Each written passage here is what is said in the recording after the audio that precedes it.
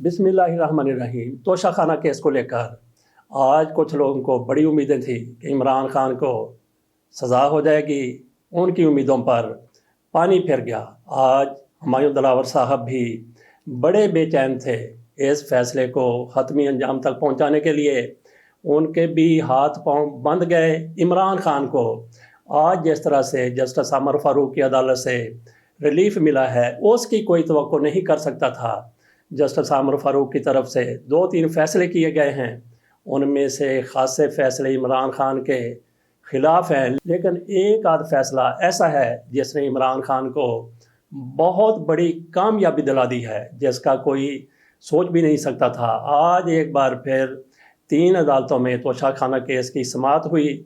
Supreme court में तो समाअत दोपहर को जाकर हुई, लेकिन इससे पहले हुमायूं दिलावर साहब ने 8:30 बजे अदालत लगा ली थी। उनको पीटीआई के वकला की तरफ से कहा गया कि जनाब, ये मामला इस्लामाबाद हाई कोर्ट में है और इसके साथ साथ सुप्रीम कोर्ट में भी ये आज केस सुना जाना है, तो आप ज़रा मेहरबानी फरमाएं, आप इंतज़ार कर लें इस्लामाबाद हाई कोर्ट के फ़ैसले का। लेकिन हुमायूं दिलावर साहब ने कहा, नहीं, अभी मैं केस सुनूंगा, अभी दलाइल दिए जाएंगे, अभी मैं दलाइल सुनूंगा। इसके साथ ही अमजद परवेज़ साहब, जो मुस्लिम लीग नून के वकील रहे हैं, मियां नवाज शरीफ के केस से लड़ते रहे हैं, शहबाज शरीफ के केस से लड़ते रहे हैं, इलेक्शन कमीशन की तरफ से इन्हीं को अपना वकील बनाया गया है। उन्होंने दलाइल शुरू कर दिए। उसके बाद दलाइल देने थे पीटीआई के वकला ने।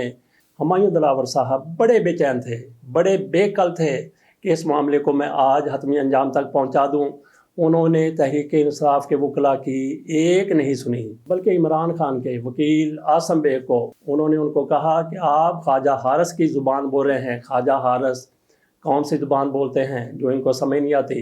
इनके कहने का मतलब ये था कि आप बदतमीज़ी कर रहे हैं, आप रूडनेस का मुजाहरा कर रहे हैं। इस तरह से जनाब हुमायूं दिलावर साहब अपनी अदालत में बैठे बातें कर रहे थे। इस तरीके से आप समझ लेंगे पीटीआई के इमरान खान के वकला को वो एक तरह से धमका रहे थे। उन्होंने कहा कि या तो मेरे सामने स्टे आर्डर ला के रखें, अगर मेरे सामने स्टे आर्डर नहीं लाया जाता तो फिर मैं कार्रवाई को जारी रखूँगा।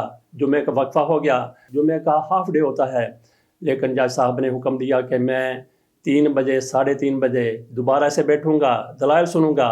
पीटीआई के वकला की तरफ से अगर दलाइल नहीं दिए गए तो फिर मैं फ़ैसला कर दूँगा।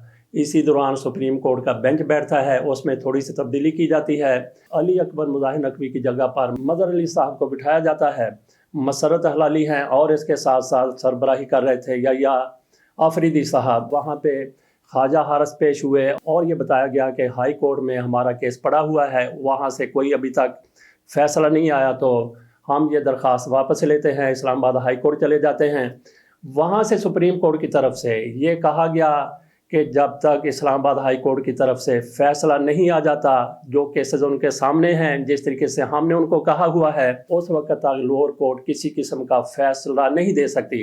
इस तरह से हुमायूं दिलावर साहब के एक तो हाथ बंध गए और उसके बाद फिर 3:30 बज गए। हुमायूं दिलावर साहब ने फिर अदालत अपनी लगा ली, लेकिन इसी दौरान इस्लामाबाद हाई कोर्ट के अमर फारूक साहब की तरफ से फ़ैसला सामने आ गया। उनकी तरफ से कुछ दरख्वास्तों पर जो तहरीक इंसाफ की तरफ से दी गई थी, इमरान खान की तरफ से दी गई थी, उन पर उनके हक़ में फ़ैसला किया। एक तो सबसे बड़ा रिलीफ जो इमरान खान को मिला है वो वही है कि जिस तरह से इमरान खान की तरफ से ये कहा गया था कि ये केस काबिल समाअत नहीं है, तो ये मामला इस्लामाबाद हाई कोर्ट में गया था, तो उन्होंने उसी जज साहब को, हुमायूं दिलावर को, ये केस भेज दिया था और कहा था कि 7 दिन में फ़ैसला किया जाए, तो 7 दिन की बजाय उन्होंने 3 दिन में फ़ैसला कर दिया और इमरान खान के वकला को नहीं सुना गया। ये मामला भी इस्लामाबाद हाई कोर्ट के सामने था।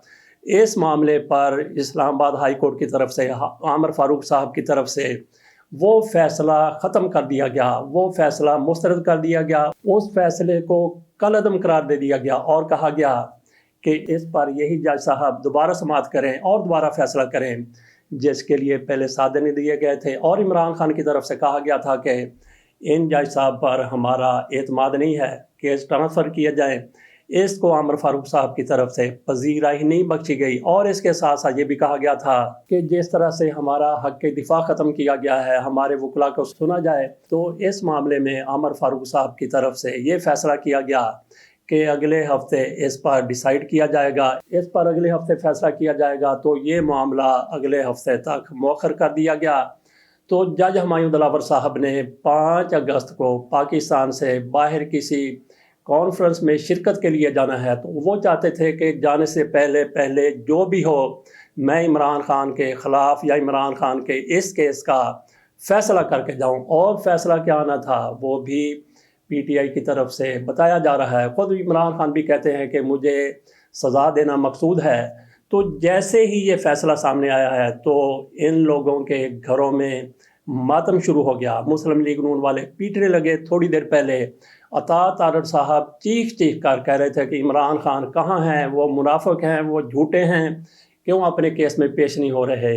ان کی اب کیا حالت ہوگی جب یہ پتہ چلا ہوگا کہ عمران خان کو کتنا بڑا ریلیف مل گیا ہے، کم از کم اگلے ہفتے تک معاملہ چلا گیا ہے۔ اور پھر ہمایوں دلاور صاحب کے سامنے اب 2 راستے ہیں، وہ ایک دوراہے پر کھڑے ہیں۔ یا تو وہ اس کانفرنس میں نہیں جا سکیں گے جس کے لیے انہوں نے چھٹیاں لی ہوئی ہیں، 1 مہینے کی چھٹیاں لی ہوئی ہیں، کانفرنس میں جانا تھا اور انہوں نے چھٹیاں بھی انجوائے کرنی تھیں۔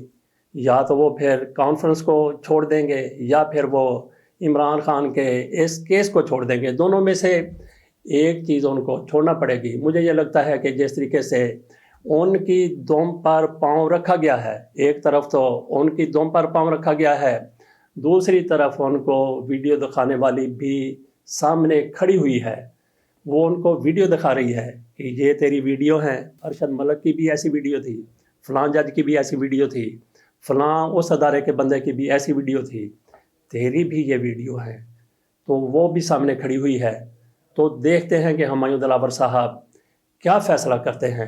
ایک دفعہ تو ہمایوں دلاور کو بھی اسلام آباد ہائی کورٹ کی طرف سے گھما کر رکھ دیا گیا ہے، عطا تارڑ کی بھی گٹیاں بھواں دی گئی ہیں، اور مسلم لیگ نون والے اب کتنے زیادہ پریشان ہوں گے۔ میاں نواز شریف صاحب کی وطن واپسی کا سارا دار و مدار اسی فیصلے پر تھا۔